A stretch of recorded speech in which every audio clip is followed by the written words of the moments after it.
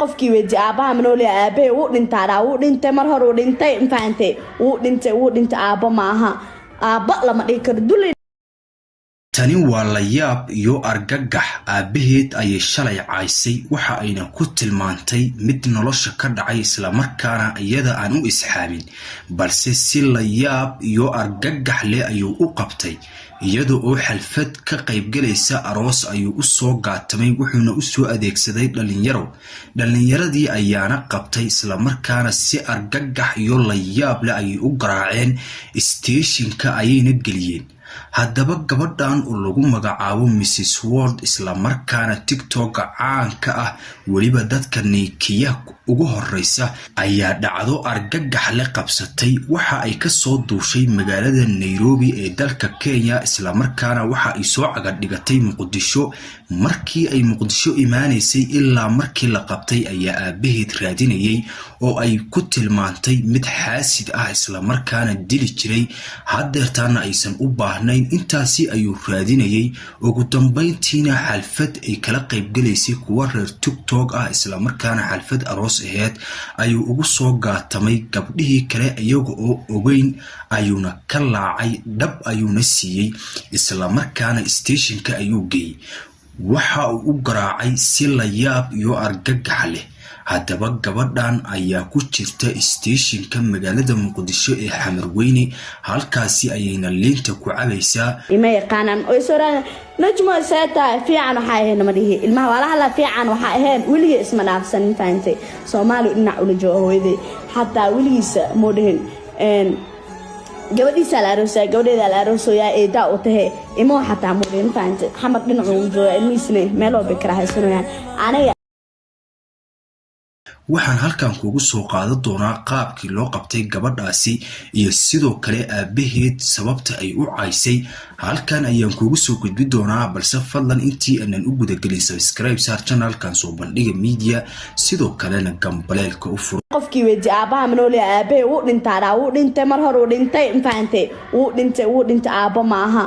aaba lama dhigi karo dulay Mrs World waxa ay dareemaysay bariyihii ay ku sugnayd magaalada Muqdisho farxad iyo rayn balse xalay iyo caawa waxa ay dareemaysaa naxdin iyo la yaab waxaana qabsatay barnaamij la yaab leh gabadhaani ayaa caysay aabaheed waxayna ku tilmaantay mid xaasid ahay isla markaana nolosha ka dhacay waxayna sheegtay in uusan isxaan iyo irxaan toona u fali jirin isla markaana uu garaaci jiray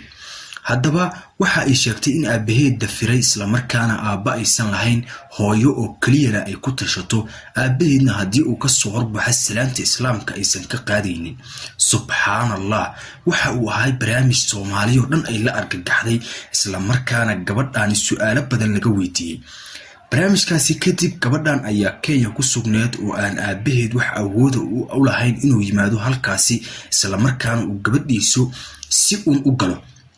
ugu dambeyntii lugaheeda ayay ku raadsatay oo magaalada Muqdisho ayay tagtay iyadoo oo iska faraxsan isla markaana islahayd asxaabtaada iyo taageerayaashaada la soo qaado farxad iyo rayn halkaasi ayay tagtay balse waxa ay la kulantay barnaamij la yaab leh markii hore waxa looga shakiyay in koox argagixisa ah ay afduubatay gabdhihii ay hoolka iskula sugnaayeen ayaana mar qura argagaxay waxa ayna isku dayeen in ay gabadhan raadiyaan balse waa ay waayeen telefoonkeedii ayayna gacanta ku hayeen oo telefoonkeedii ay gabar kamid ah u dhiibtay halkaasi ayayna uga carartay aabaha ayaa qabtay balse markii hore koox argagixisa ah oo gabadhaani kufsi u geysan raba ayaa looga shakiyay sidaasi ayayna gabadhaani aabaheed ku qabsaday balse markii dambe waxa soo shacbaxday in aabaheed qabsaday gabadhan oo halkaasi station-ka ah la geeyay haddaba argagax iyo la yaab ayay noqotay markii gabdhihii ay la yaabeen in gabadhii station lagu tuuro isla markaasi xalfada arooska ah ka qayb galaysay oo make up-ka u marsanay in loo soo dhudhunto isla markaana laga laaco caawana station ku yaala Xamarweyne ay liinta ku cabayso halkaasna ay caawa jiifto haddaba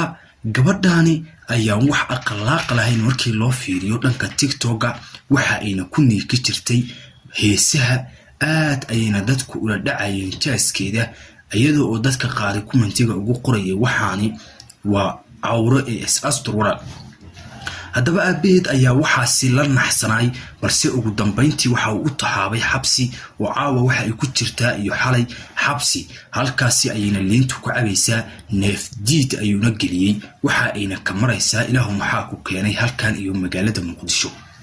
macluumaad iyo xogog sir ah oo aan ka helnay ayay ahaayeen intaasi balse halkan ayaan kugu soo gudbi doonaa muuqaalada xiga ayaad kala socon doontaa gabadhaani meesha ay ku dambayso iyo aabaheed meesha uu geey doono sida la ii sheegayo xogag iyo macluumaad aan raadsi ayaana ii sheegaya in aabaheed ugu dhaartay stationka inuu ka sii bixi doono isla markaana oo gowrici doono oo gowrac isdhiga dhaaf u saari doono gabadhaasna halkaasi uu ku gowrici doono halka hooyadeed ay ka celcelinayso oo kaliya ay hadeertaan hooyo u dhaxayso labadooda uu aabahan ugu dhaaranayo gabadhan inuu adduunka dhaafi doono haddaba la yaab iyo argagax ayaa ka soo socda halkaasi hayga dheeraan oo gambaleelka u fura channelkan soo bandhiga media si aan kuugu soo gudbiyo oo aad halkan ila socotana isha igu hay mahadsanid